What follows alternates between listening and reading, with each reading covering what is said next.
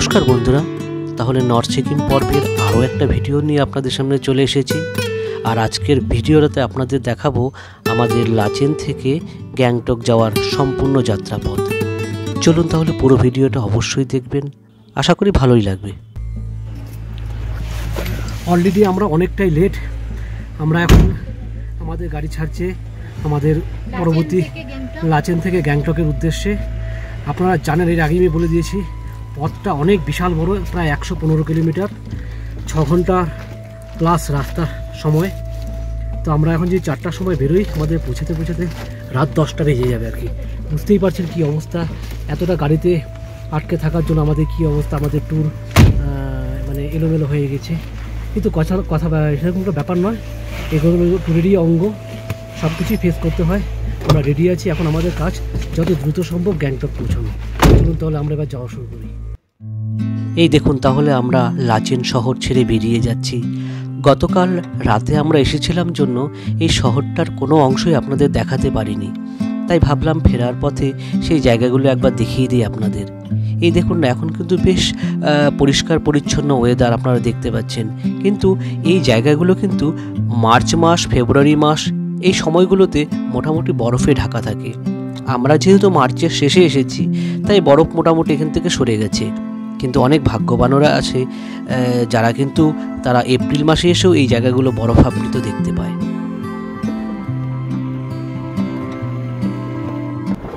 আমার দর্শক বন্ধুরা অনেকেই নিশ্চয়ই খাদ সিনেমাটা দেখেছো, তাই না?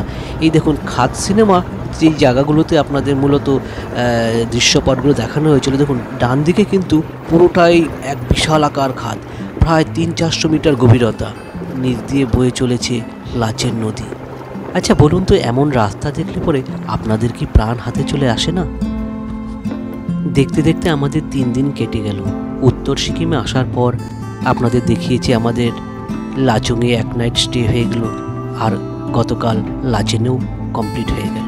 শুধু ভাবছিলাম একটাই কথা, এমন এক প্রাকৃতিক সুন্দর জায়গায় এসেছি যেখানে জীবনের প্রতিটা মুহূর্তে অনিশ্চয়তা, কখন রাস্তায় ধস পড়ে যায়, কখন রাস্তা অবরোধ হয়ে যায়, সমস্ত কিছু আপনাদের ভিডিওগুলোতে দেখিয়েছি। কিন্তু পাশাপাশি যেটা মনে রাখতে হবে, যে সৌন্দর্যটা আমরা উপভোগ করেছি, হ্যাঁ এর মধ্যে বিপজ্জনক মিশিয়েছিল, কিন্তু সেই বর্ণনা আপনাদের কাছে আমি কিভাবে রাখবো বুঝতে পারছি না। হয়তো যদি আমি কোনো কবির হাতে পড়তাম আমার এই বর্ণনাগুলো, তারা হয়তো অনেকগুলো ভ্রমণ উপন্যাস লিখে দিতে পারত।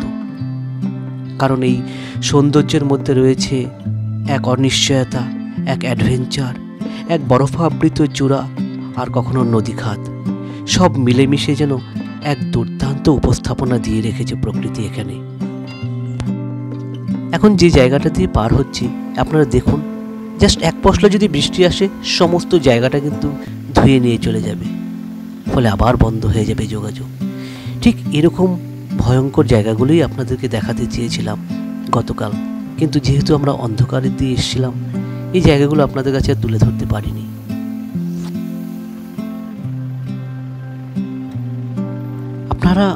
আপনারা জাস্ট একবার দেখুন কি ভয়ঙ্করতম জায়গা। এখানে গাড়ির চাকা যদি সামান্যটুকু হড়কে যায় না, একদম 300 ফুট গভীর খাদের মধ্যে পড়ে যাব। আমি নিশ্চিত এই জায়গা থেকে যারাই আসবে তারা একবার হলেও মনে মনে ইষ্টনাম আর মহামৃত্যুঞ্জয় মন্ত্র জপ করতে করতে আসবে। কারণ বিশ্বাস করবেন না, এখানে প্রতিটা মুহূর্তে, প্রতিটা পদক্ষেপে, প্রতিটা স্থান কোথায় কি রয়েছে আমরা জানি না। ওই যে নর্থ সিকিমে খাদে পড়ার যে ঘটনাগুলো দেখতে পাই, মূলত এই রাস্তাগুলোতেই ঘটে থাকে কিন্তু। আর এই ঠিক এই জায়গাটা পার হওয়ার সময় আমার বারবার করে মনে হচ্ছিল আমাদের প্রাণভ্রমরা যেন ড্রাইভারের হাতের মধ্যে রয়েছে, তার সতর্কতার মধ্যেই যেন আমাদের জীবনটা এবং আমাদের অস্তিত্ব নির্ভর করছে। যাই হোক, ভালোই আমরা ভয়ঙ্কর, বিপজ্জনক এবং প্রাণ সংশয়জনিত যে জায়গাগুলো রয়েছে সেগুলো পার করে আমরা মোটামুটি কিছুটা ভালো রাস্তায় চলে এসেছি। আর কিছুটা এগিয়ে গেলে পরেই আমাদের সেই টানেল যাত্রা শুরু হবে, এক বিশাল আকার টানেল। যখন মনে হচ্ছিল, তখন আমার কেন জানি মনে হচ্ছিল যে কাশ্মীর যারা ঘুরতে যায় তারা বোধহয় এই টানেলের সাথে অনেকটাই অনুভব তারা মিলিয়ে দেখতে পারবেন। আর আমি যেহেতু প্রথমবার যাচ্ছিলাম টানেলের এতটা পথ ভিতর দিয়ে, তখন আমারও বেশ আনন্দ হচ্ছিল আর কি।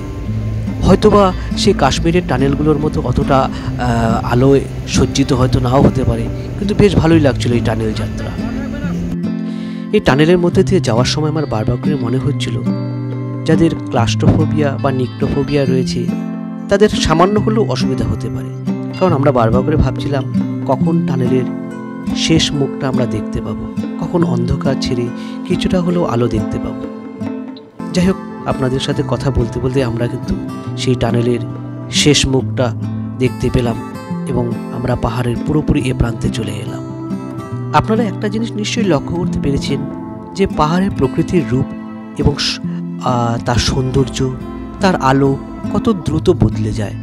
কখনো মনে হচ্ছিল এই বোধহয় সন্ধ্যা নেমে এসেছে, আবার একটু এগিয়ে যাওয়ার পরে মনে হয় না এ তো বিকেলবেলা। তো এভাবেই বলে আলো আঁধারির খেলা পাহাড়ের মধ্যে চলতে থাকে। তো এগুলো পার করেই আমাদের গাড়ি চলতে লাগলো। আর আমাদের বোধহয় আর বেশি দূর নেই, আমাদের ভিডিওটা আজকে এখানেই থামিয়ে দিতে হবে।